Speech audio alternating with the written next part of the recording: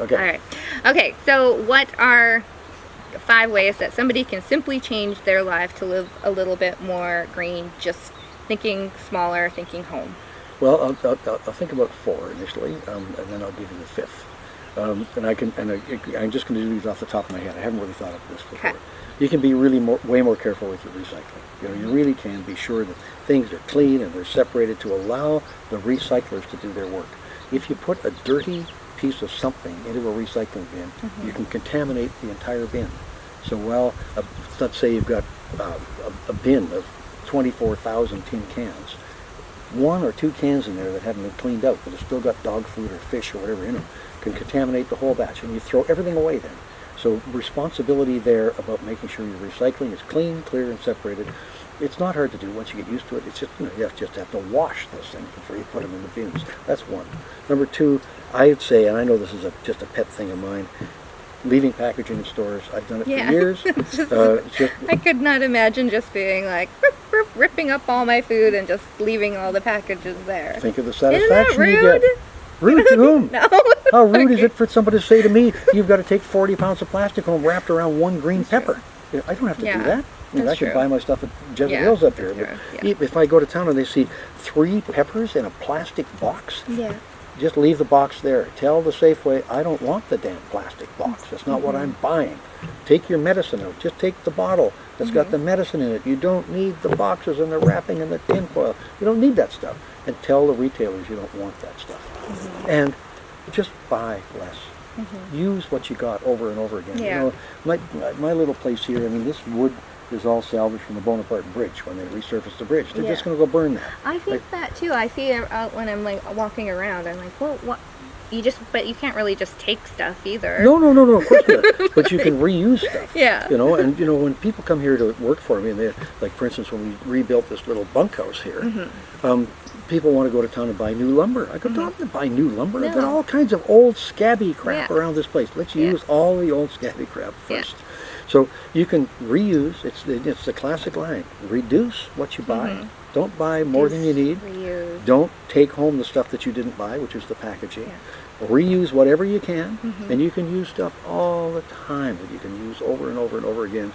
And don't buy the latest bits and pieces of gewgaws because you don't really need them. And recycle what you have to. So reduce, reuse, recycle still work. They still work.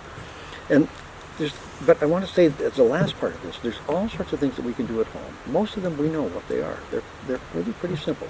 Don't leave the hot water running. You know. I mean, if you're brushing your teeth, turn the water off. It's just simple things. But what we have to do now, the most important thing you can do in your family, in your home, is to be talking to politicians and to be telling them what you demand is done at the larger levels in society. Because unless we make these systemic changes to our fundamental infrastructure, we are not going to have a livable planet for our grandchildren. It's as simple as that. And all the reducing, reusing, recycling we do at home contributes to things, makes us feel like better people, makes the world a better place, but it will not solve the existential challenge of climate change. That will be solved only by stopping the production and consumption of fossil fuels. That's the only thing that will do it, and it has to be done now. And it cannot be done by individuals. It must be done by governments.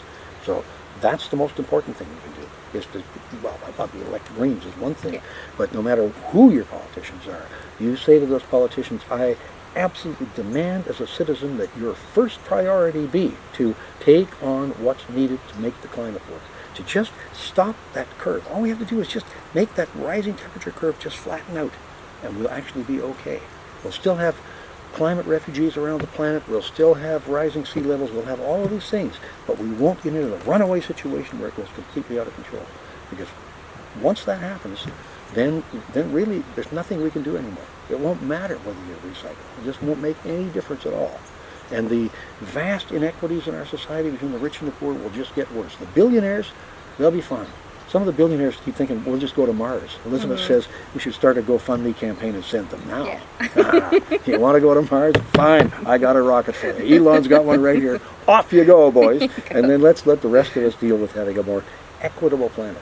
See, solving the climate issue is really the big social justice issue of the day. The people who are most affected by this, of course, are poor people. And it's not us here. Everybody in Canada, no matter how unprivileged we might be relatively, we're all in the 1%.